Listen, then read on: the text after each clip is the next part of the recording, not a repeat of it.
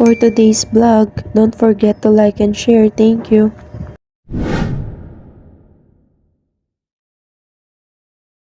So heto na nga mga ka-traveler, no? Feels like the fresh air of the view. Papansin nyo guys, no? Nahampas ng malakas na hangin yung aking buhok. Kaya sa mga nagbabalak mag-travel dyan, i-ready nyo na yung jacket nyo ha. Dito rin mga ka-traveler, no? Mapapansin nyo, tanaw na tanaw nyo talaga yung mga island sa labas ng to-go vessel. Yan nga pala guys, no? Huwag nyo rin kakalimutang mag-subscribe para ma-update ko kayo sa mga travel natin. Dito guys, no, mapapansin nyo marami din tayo mga nakasama ka-traveler. Kanya-kanyang trip na para malibang lang nila yung mga sarili nila. Tignan nyo naman mga ka-traveler, hindi ka talaga maiinip dito. Aantukin ka lang talaga pag nasa labas ka na. Kasi damang-dama mo yung paghampas ng alon at yung masarap na hangin. At dahil ginabi na nga tayo mga ka-traveler,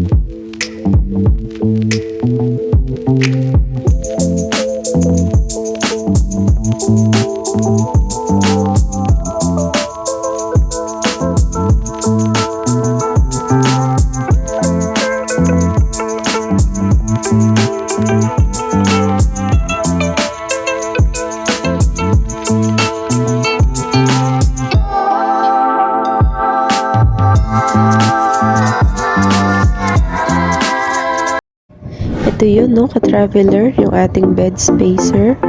Ayan, nakatulog tayo, kakagising lang din natin. O, sige girl, aura, pack. Mapapansin nyo din yung sa likod ko, yan yung mga light vest. Kung sakaling mahulog ka sa maling tao, yan yung magsasave sa'yo, charot. I mean, malunod. Yan yung safe life vest para maligtas ka kung sakaling magkaroon ng sakuna. Yan na nga ka-traveler, no? Dahil malapit na tayong dumaong sa Manila Port. Konting kembot na lang ka-traveler.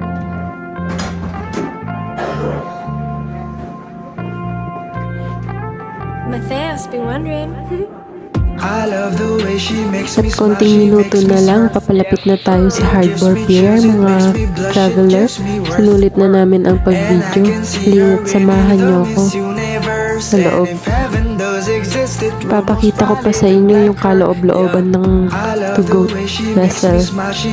Huwag bibitaw ha, huwag mag-skip. Yun o, ganda ng new friend ko. And I can see her winning the Miss Universe. And if heaven does exist, it will most probably look like her. Yeah. May babae ako nakitang kay ganda. Yung mga mata niya ay bibihagin ka. Patay na. Pag tumingin ka sa kanya ay matik na. Parang pinanaka ni Cupido sa pool na sa pool ka. Yung mga lakad niya ay grabe talaga.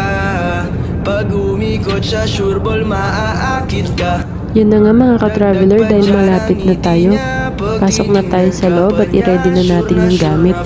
Ito nga pala yung entrance. sa taas. Hindi ko pa nga alam kung alin yung bubuksan ko. Yan na nga, pagbungad mo, yan ang makikita mo. May charging station dyan, mga ka-traveler. Pwede kang mag-charge, magbabayad ka ng 5 pesos every 10 minutes. Pababa na tayo sa grand lobby, mga ka-traveler, dahil wala nang time, malapit na tayong makauwi. It gives me chills, it makes me blush, it gives me worth.